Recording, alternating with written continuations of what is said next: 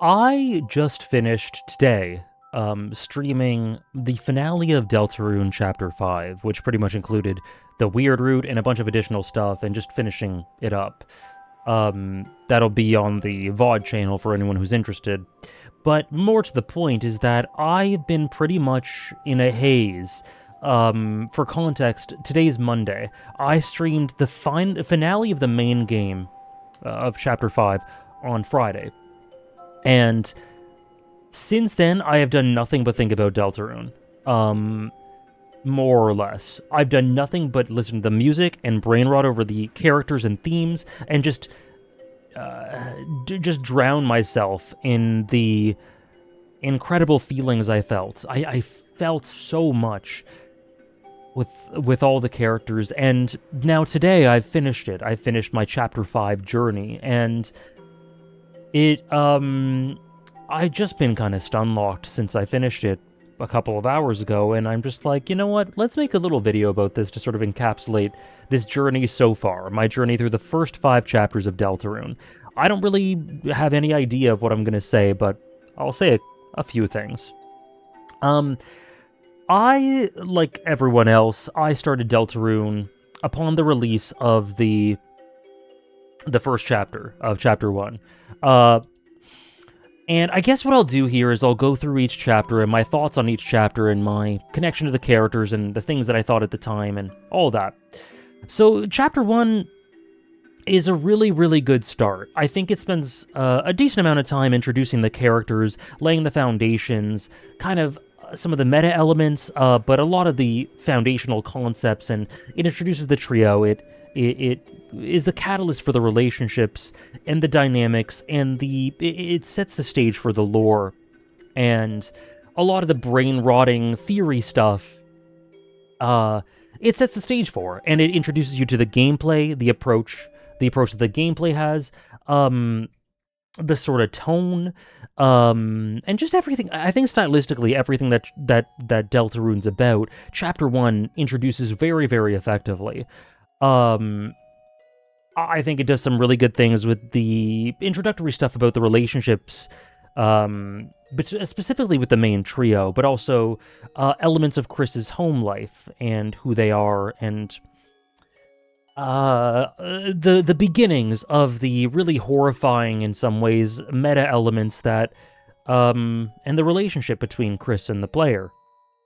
And then there's great Jevil stuff. It sets the stage for everything that foundationally, structurally, stylistically, Deltarune is. And I think it does a great job with that. Then a couple years later, I believe in 2021, maybe? Around there, Deltarune Chapter 2 came out, and I really liked Chapter 1, but for me, Chapter 2 was at least a half step up. I really, really enjoyed it. I thought Chapter 1 had incredible music. I think every chapter does. Chapter 2 had even better music. I think the way it further explores the relationship dynamics and certain elements of the characters, like it goes quite deep into Noelle, for example, and then Noelle and Susie's relationship, and then both indirectly and directly gets into Chris's character quite a bit. It introduces Spamton. The whole cyber world's aesthetic and tone is something I really found myself losing myself in. I was just immersed and engrossed, and I adored it. I absolutely adored it. And it really further hooked me to the story, to the characters, to the world, to the lore, to the premise, the plot.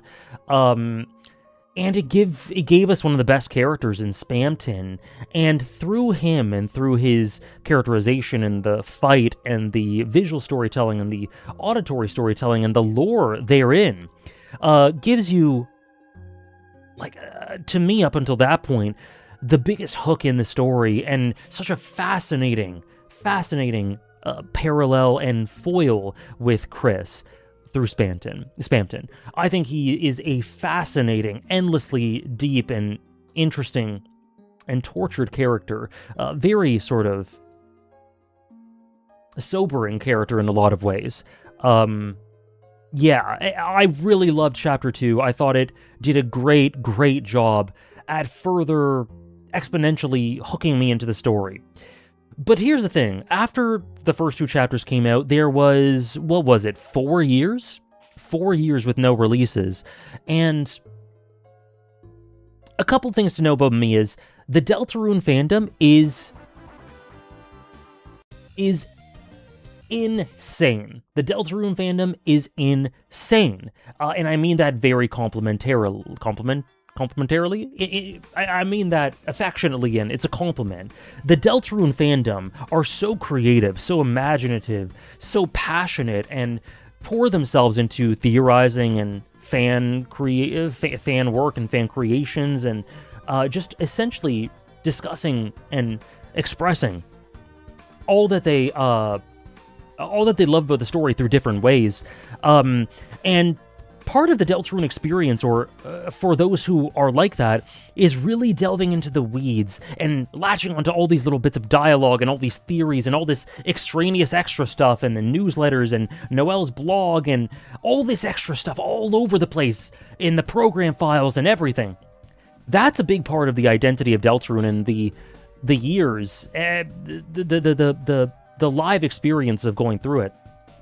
But as for me, I've never been someone to go too in the weeds. I've been fascinated with it. I'm deeply passionate about the story, and I love the story, and anyone who's seen me play it, even for a few minutes, can attest to that. But, I'm just not the type of person who really enjoys going that deep into it and getting that caught up into it and latching onto every detail in that way. To me, that just becomes a bit exhausting and not much juice for the squeeze, if you know what I mean. Not much. It becomes more work than something I would deeply enjoy, if that makes sense. However, the fandom does it, and lots of my friends did it, and as a result, I was lucky in that I would get the sort of broad strokes and/or the sort of, not the craziest, deepest fan theory stuff, but I'd get some of the broad strokes and some of the main ideas and some of the coolest theories told to me, and a lot of the cool details told to me through friends. And so I'm kind of that middle ground. I'm not someone who's disengaged from it, but I'm not someone who can go super into it. And so I'm not in the weeds. I'm not. I love the story. I'm obsessed with the story, but I'm not someone who's super in the weeds about the theorizing and the lore and latching onto every little detail. That's where I'm at. And so as a result of both that and the fact that the first 2 chapters for me were very good. 2 was even fantastic. But at that point in time, I didn't love Deltarune. I really liked it, and I was on the cusp of it becoming a favorite of mine, but it wasn't quite a favorite of mine yet. It wasn't quite there for me. In spite of everything, I think I just needed a bit more from the story. Not that there was any huge problems, because I don't have any huge problems with Deltarune. I have a few, but they're relatively minor in the grand scheme of things. So not because of problems or anything, but I just needed a bit more. I needed a bit more to connect with the characters, to connect with the story, to connect with all of it, and I needed to see a bit more progression of certain threads and further relationship dynamics and further thematic ideas explored and more interesting presentation and use of the medium and stuff. So, as of the release, right up until the release of Chapter 3, I really liked Deltarune. I didn't quite love it, but having said that, a lot of people in my community, in my Discord, in the streams and whatever, would talk to me about it and ask me, like, Deltarune's coming out, Chapter 3 and 4 are coming out, do you want to stream that? And I thought, you know what, yeah, hell yeah, let's do it. I think that would be really fun to do, and I think it would be a really cool community experience, and it would maybe help me to get even closer to the series. Because there are people in my community who pour themselves over every element of Deltarune in a way that I don't, and I really appreciate that. My mods do it. And, so yeah, I just thought it would be a great idea. So last year, during the summer, we started doing it. We started, as opposed to the sort of 10 a.m. Eastern Time streams that I do for manga or games on Monday, like Yakuza or Resident Evil or Metal Gear Solid or whatever. As opposed to that, I would do with Deltarune kind of what I did with my Final Fantasy XIV playthrough, which was I did it Friday evenings. I just thought it was a cool thing to do. Cozy summer Deltarune Fridays is what we did. And for a good couple of months, we played through chapters 3 and 4. And my God, I was kind of alluding to the idea that I didn't love it. It wasn't a favorite yet. For me, I had trouble distinguishing it from my feelings with Deltarune, because for me, it hadn't fully come into its own yet in the first 2 chapters, as good as they were. Chapter 3 totally changed that for me. Chapter 3, I feel like Toby Fox really sort of transcended a bit and went a step up in Chapter 3. Everything to me was just more engaging. Not to say there was any lack of that before, but it just took another step up. I found that the creativity in the gameplay was fascinating. I found the plot really engaging. I found that I was more attached to the characters, and specifically, Tenna was awesome. Tenna's tons of fun, and an amazing antagonistic figure, while also being incredibly sympathetic, and just all around a great character who I deeply enjoyed. I love the extra elements it adds to the trio, and a lot of the other characters as well.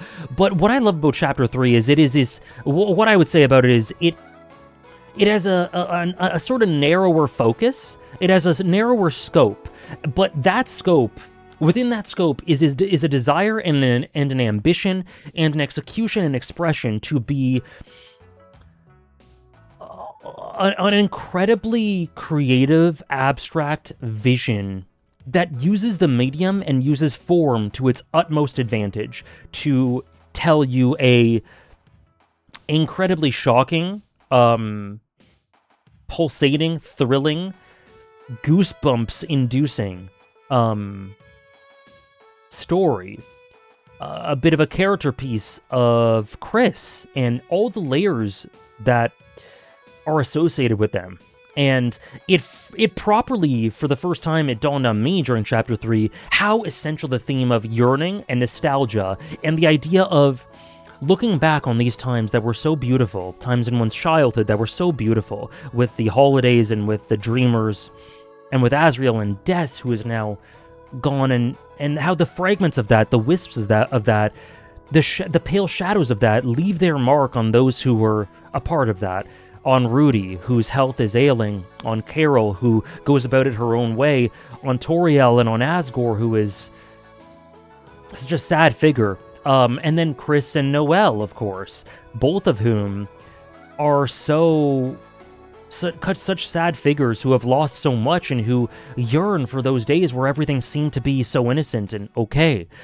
Nostalgia and sentiment are huge themes, huge ideas, huge stylistic concepts of Deltarune from the beginning, absolutely, but it dawned on me properly in Chapter 3, and I think Toby really sort of steps up the presentation of that and makes it more prominent in Chapter 3. And so, the way the sword route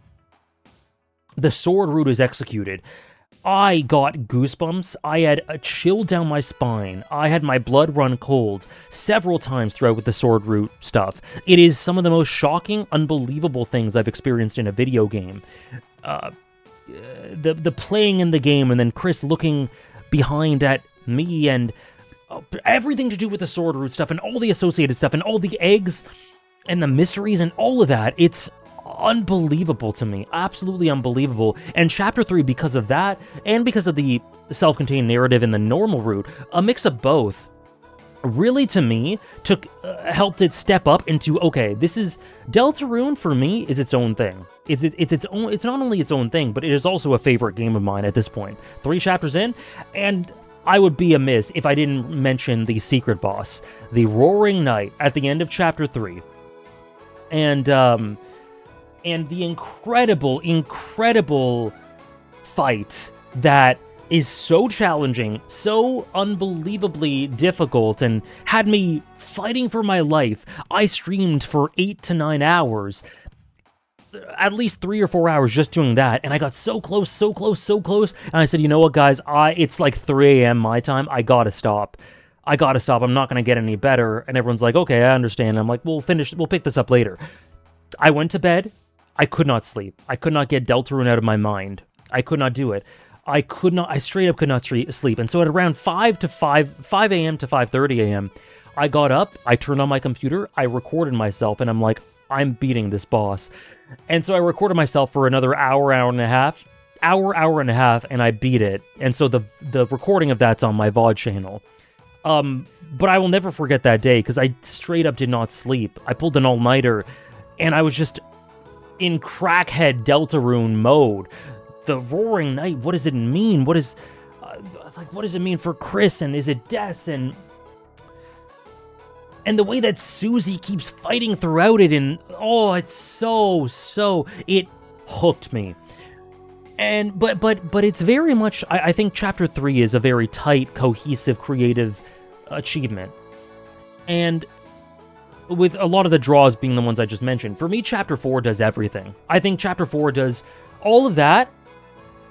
The piano scene with Chris, it does all of that, but it also is this incredible epic sprawling character piece that does so much both in the Dark World and the Light World. It does so much for such an incredible cast of characters, and the secret boss being this incredibly shonen sort of mentorship of Susie. The way it lasers in even more on the prophecy.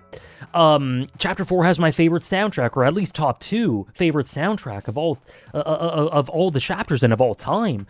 And the plot is so exceptional, and it is just an epic encapsulating everything. Chapter 4 to me does everything. It sprawls outwards, it has such scope, such incredible gameplay focus, it does great with the meta elements, it does great with the slice of life and the quiet character contemplation and character building and relationship building. It does fantastic stuff with the idea of the prophecy and these characters, and the idea of, can stories be changed? Can they be altered? What are our roles in it? Are we doomed? Is Susie doomed, or is she the hero through destruction? What is Chris's role in all of this? And Gerson being our guide throughout all of it. It's a masterpiece. And so, the Guardian fight, the scene where we work with Chris together for what seems like the first time to get through these trials, and then Ralsei and Susie push us through Oh my god, it's unbelievable, Chapter 4. And so when I played that, I ascended. I'm like, straight up, this is not only a favorite story of mine at this point, not only is it its own story, distinct from Deltarune, I think it might actually be better than Deltarune. And so, in my top 100, that I streamed that in sort of July, August of 2025. Then when I did my top 100 ranking of 2026, when I reflected on it nearly a year later, Undertale in that was number 57. Deltarune was number 42. So it was a good few spots above Undertale. Love both. They're both two of my favorite video games of all time and stories of all time. Them being in my top 100 is proof enough that how much I love them. But Deltarune's ahead, and 15 spots ahead, as of the end of Chapter 4. Now this year, a few weeks ago, I started Chapter 5. And I guess it's 4 streams later, plus a secret boss fight that I did off stream as well. And man, I cannot gush enough about it. For a full sort of take on Chapter 5 and Chapter 3 and 4, I'd recommend checking out the VODs. I think they're great playthroughs. And once again, I say this all the time, but kudos to my mods, because Deltarune is not an easy game to stream and make it a cohesive, all-encompassing experience, but my mods guide me through everything and are sure to show me everything I need to see, and sometimes guide me in ways guide me when I need to be guided, give me freedom when I need to be given freedom, but when I need, and then show me clips and tell me all these additional info, and these are comprehensive streams that cover everything about the story. Weird Root, additional dialogue, stuff from outside the game and that Toby has provided, and stuff that's inside the game, everything. And so that was the case with Chapter 3 and 4, that's the case with Chapter 5, which I am still flabbergasted. Like I said, I haven't been able to think about anything else since I beat it on Friday, a few days ago, but also just today, 2 hours ago. I don't even know what to say about Chapter 5. I think if I had to, I'll rank the, oh god, not this song. I'll rank all the chapters in a second. But to spoil it a little bit, I don't know that I'm confident that I can say Chapter 5 is my favorite chapter. Although it is so close. However, I would say that Chapter 5 is the best comprehensive story. Independent story. I would say that it has the most start to finish comprehensive bookend story of Flowery and Asgore's connection to it, and the worlds they're in, and the flowers, and the internal narrative, and all of our heroes' place in it. And I would say it does the best of any chapter with that. I would say it has the best visuals. I would say it has the best gameplay. Chapter 5 is this unbelievable, kind of similar to Chapter 3, but in some ways I would say is slightly better. I think that Chapter 3's Sword Route hits on heights that some of the best stuff Toby Fox has ever written is Chapter 3's Sword Route. But I would say that the stuff to do with the flowers and Flowery, and how it coalesces in one of the best final fights I've ever experienced, is right up there on the same level as the Sword Route. And I would say the rest of the work of the experience is slightly better in Chapter 5 than it is in Chapter 3. I love the new elements added to the gameplay. I love the world. I don't even know what it's called, but the world of it, the cliffs and the castle and the music. It's the best. It's in the conversation for the best OST. It's either 4 or 5 that is the best OST for me. And I don't at all mind at all that the secret boss didn't have these incredible lore implications, because to me, I don't know, I never look for anything specific every chapter. I'm kind of always just open to whatever the creator wants to impart. And I trust Toby Fox as much as any creator I've ever trusted. And I just kind of was able to sit back and take it at my own pace and theorize about some things, but sometimes people in chat would ask me, like, what do you think about this? What do you think about this? And sometimes I just sometimes I just had to say simply, I don't know. I don't have any thoughts on that. I don't really theorize about that. But I digress. Back to Chapter 5. I love the festival. I adore the dynamics between Susie and Noelle, and the scene with them at the water is incredible. But I also like this little subtextual tragedy of Chris and their isolation. And then when you get into the Dark World, and you understand, I kind of clocked at the beginning kind of what Flowery represented, but never in my wildest dreams could I imagine that he would be as good as he became. He drove me insane with sort of character parallels to Herlock Sholmes and Pariston Hill in certain ways, a couple of other Ace Attorney characters, one or two others that I'm forgetting. He had a lot of parallels with characters that drive me crazy. And the vocal lines, let's see if I can bring up one in a second. The insane dialogue, just... Here we go. Oh, sorry, one sec, let me do it. What a predictable creature. There we go. Drove me insane, and he really hooked me with his insanity and silliness and all that. But man, I kind of clocked what he represented for Asgore, and so I was kind of keeping an eye on him, and he was more inherently emotional to me than I thought he might have been, if I didn't really catch on to that. And so the more we see the flowers, and we see Aqua and Seth and Yellow and Green, and we get Pink eventually, and the way these characters build their relationships so efficiently and are so endearing and fun and silly and adorable and heartwarming and embracing of each other's identity and provide this home for them, and how they reflect on the characters. And throughout this, we have Ralsei's struggles with his identity and who he is and the trans ideas there. And we have lots of angst. Like, something I said during the stream is, man, when did this series become Nana?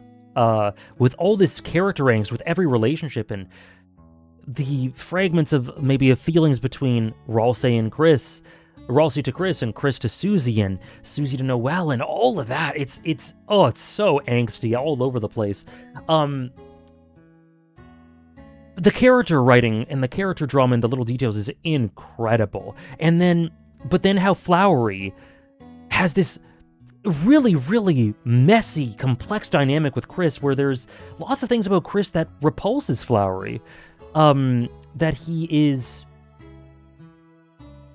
that he kind of envies and in some ways despises, but there's also things that I think Flowery admires or hopes for more for Chris, for them.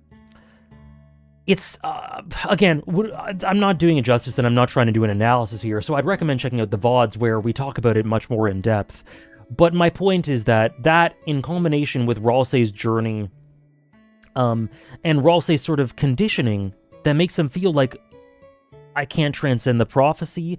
If I feel trapped in my identity, I can't hope for more. And how Flowery transcends what ends up being a very limited fate, a very constrictive fate, to be free, to be happy, and to represent hope, and how that scares Ralsei, and Flowery clocks that. The dynamics are incredible, and then the Poof-esque elements, Shia Poof, Hunter x Hunter, of how the Flowers and Flowery are trapped. They are doomed, essentially, because of their role, to Asgore, in a very Poof Meruem way. But nonetheless, it is not something they feel defeated about. They scream to the heavens that they exist, in whatever ephemeral time they do exist. And they express who they are, and what they live for, and their bonds, and everything, and it's so unbelievable. And it all culminates in this final boss fight that, oh my god, the song, the themes, the lyrics, the gameplay, the empowering nature of it, and how strange it is that why it feels empowering is because I was feeling that Flowery was the protagonist, and that made Chris the antagonist, and how sobering that is. I really like the secret bosses. It's the least lore-heavy secret boss, but I think there's a lot of great stuff with Pink, and how there's a dynamic with Chris and Ralsei, and themes of identity, and all of that. It's so cohesive. And then the Weird Root. Oh my god, the Weird Roots throughout are incredible. I haven't really mentioned them. They're so good, especially in Chapter 2. But man, in Chapter 5, it is the most gutting, upsetting. I felt bad because I experienced it on stream, and it upset me so much, it made me feel so sick to my stomach, which is, it takes a hell of a game, or of a story, to make you feel that way, but I was so sick to my stomach that for about an hour, I was stun-locked and kind of so overwhelmed that I couldn't really, I felt like I wasn't very entertaining on stream, because I was just stun-locked, but everyone understood.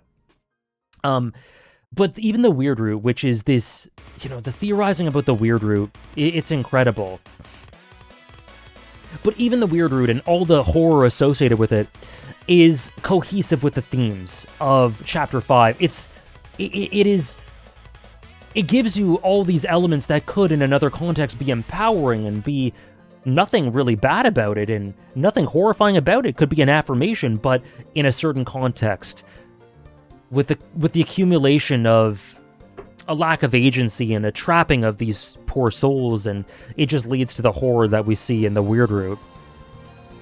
Both the abandoned, botched Weird Root and the one that goes to its fruition, I guess. It's so good. It's so good. It's so cohesive. It hardly puts a foot wrong, Chapter 5. And it makes me just... I'll say this. Chapter 5 has made me just sit and reflect on it and brain rot about it for hours on end, lose sleep over it. And it's something I have not experienced with stream games, with stuff aside from like Final Fantasy XIV or the peak of Yakuza, or like the peak of, I don't know, Metal Gear Solid or the Great Ace Attorney. Like, it's so rare, the transcendent feeling I felt with Chapter 5 of this game.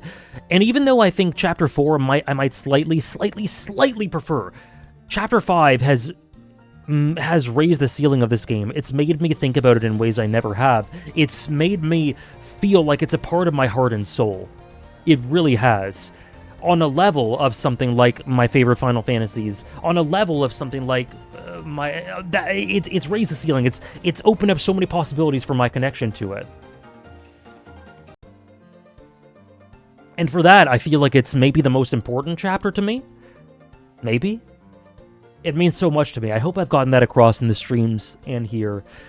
And I'm so excited for the future of Deltarune. So excited. I am currently in the process of having my life change. I'm currently in the process of, and you guys, we talked about this on stream, myself and you guys are in the process of seeing one of your favorite video games, one of the best video games of all time, slowly come to fruition. And there is something so special. It feels like such an honor. We will never be living in this moment where I can make this video in between episodes 5 and 6, chapters 5 and 6, anticipating what's to come. We will never be able to, again, stream. I will never be able to stream these games as they're coming out. So, man, it's just something to enjoy. It's something to embrace. This is why we love fiction. This is why stories make life worth living, truly. Anyways, I figured I'd end with, hopefully this sums up my relationship with Deltarune and how much it means to me. It makes me feel so much. And let's end with my chapter rankings and my character rankings. I have a top 10. Chapter rankings. Number 5 for me would be number 1. And at the very least, we have a very good chapter. Chapter 1 is still a very good chapter.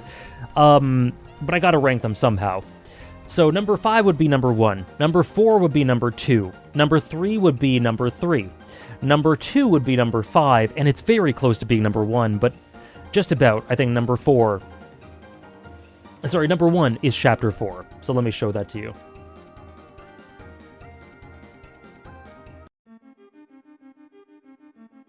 Let me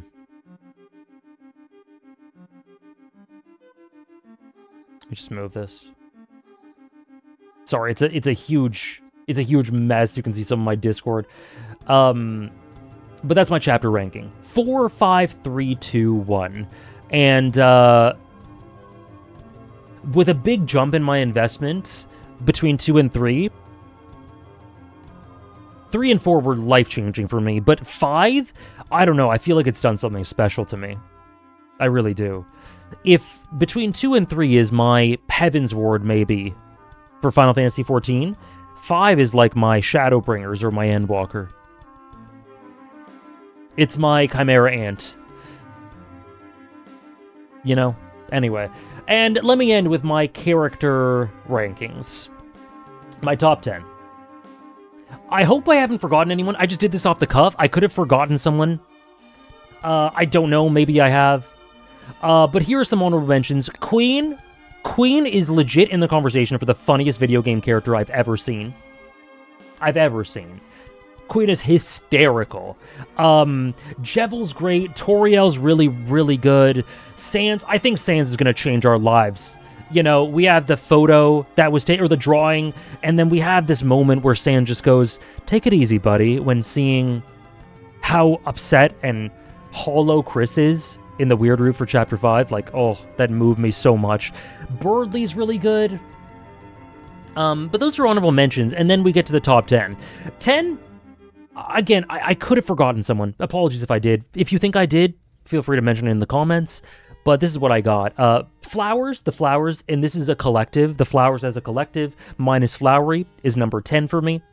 Number 9 would be Asgore, who was elevated a lot in Chapter 5. I loved what it did for him. I did forget someone.